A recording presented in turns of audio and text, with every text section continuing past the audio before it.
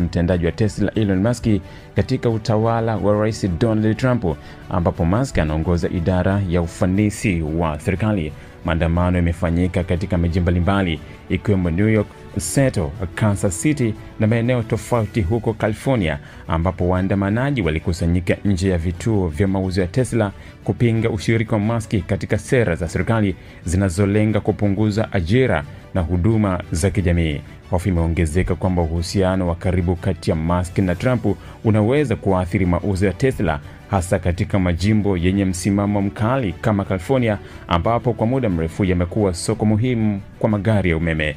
Katika baadhi ya matukio, vituo vya Tesla vimeharibiwa kwa kuchorwa graffiti na kuchoma moto, ingawa hakuna majeruhi walioripotiwa. Msemaji wa ikulu ya Marekani alilaani mashambulizi haya, akiyaita ugaidi wa ndani na kuahidi kuwafuatilia wahusika kwa nguvu zote. Hata hivyo